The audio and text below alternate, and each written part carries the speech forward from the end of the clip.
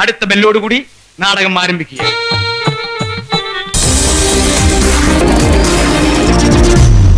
ഞാൻ തുടങ്ങട്ടെ.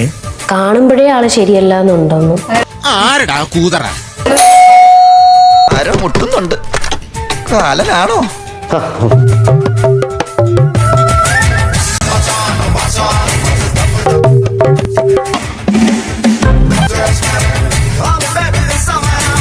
ശശി, പാലാരിവട്ടം ശശി, പാലാരിവട്ടം ശശി. വിളിച്ചിട്ടുണ്ട് ഞാൻ. അയ്യോ അങ്ങനെ പറഞ്ഞൂടാ. പിന്നെ ഞാൻ എന്തിനു വന്ന? എന്തിനാ വിളിക്കണേ? ഇതെന്റെ അമ്മ അറിഞ്ഞൂടെ? അതിനോട് പ്രസക്തിയില്ല. മേലെ ശല്യം ചെയ്ത എന്റെ നമ്പരായി എനിക്കുള്ളത് മേടിച്ചിട്ട് വരാം. കേട്ടല്ലോ, ഇതായിരിക്കില്ല എന്റെ അഭിപ്രായം. ഞാൻ പറഞ്ഞില്ല എന്റെ മോളെ. കേട്ടോ? വേണ്ട വേണം ചോദിച്ചോണ്ടിരിക്കുക. ഞാൻ ആരുടെ വിചാരം? ആരുടെ നാടി നീ? എന്റെ അമ്മ തന്നെ കേട്ടോ. നിങ്ങൾക്ക് നാണമില്ലടാ. മോളാണോ? സമാധാനത്തിൽ സംസാരിച്ച് അയാളെ പറഞ്ഞ് മനസ്സിലാക്കുന്നേ. ഇടി അവരോട് ഉടക്കാൻ കൊള്ളില്ല, അടുക്കാൻ ഒട്ടും കൊള്ളില്ല. തല്ലിപ്പുളികളാ തല്ലിപ്പുളികളോ. എന്റെ അമ്മ എന്നെ വിളിക്കണത്. ലവ് ചിഹ്നം വഹിക്കുന്നത് മോശപ്പെട്ട സ്വഭാവം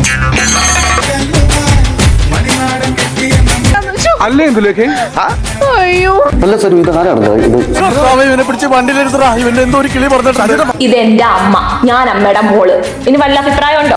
ശരിക്കും കയ്യുന്നു ഉണ്ടോ? എന്റെ മോള്. ഞാൻ സരുവായിട്ട് സംസാരിക്കട്ടെ? മോളൊന്ന് വെയിറ്റ് ചെയ്യും. ഇല്ല, ശല്യം ചെയ്യല്ലെന്ന് ഇയാളോട് കുറെ വട്ടം പറഞ്ഞു.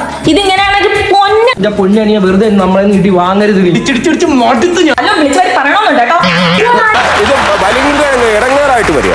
ഞാൻ സരുവായിട്ട് നല്ല എന്റെ ഒരു വൈബ് അനുസരിച്ചുള്ള ആള്. തോൽവിയുടെ പടുകുഴി. അവളുമായിട്ട് എനിക്ക് സംസാരിക്കാന്ന് പറഞ്ഞു, വരാൻ പറഞ്ഞു. സംസാരിക്കണ ഈ കാര്യം എനിക്കാണ് സംസാരിക്കാനുള്ളത്.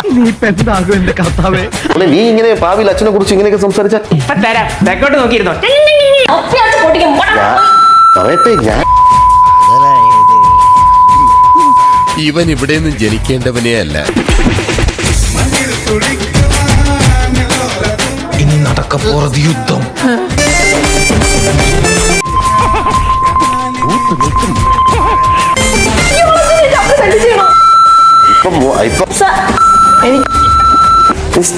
തെറി കേട്ടിട്ട് ഇവളുടെ വീട് കൊടുങ്ങല്ലൂർ ഭാഗത്ത് എവിടെയാണെന്ന് തോന്നുന്നു.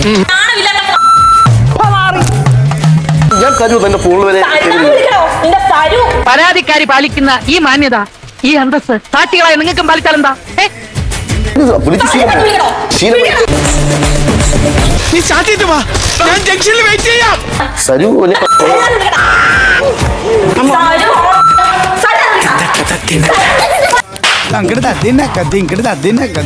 എന്താടോ ചേട്ടാ ഒച്ചയോ? എന്താ ചേട്ടാ അവിടെ ഒച്ച കേട്ടെ? ഗ്ലാസ് വീണ് പൊട്ടിയോ? എന്റെ ഡാഡി രാജീവിനെ നീ അവിടെ തല്ലേ? പിന്നെ ഭീഷണിയുടെ സ്വരം അതെന്നോട് വേണ്ട. കുട്ടിയായതുകൊണ്ട് മാത്രം ഞാൻ ക്ഷമിച്ചുകൊണ്ടിരിക്കുക. വളരെ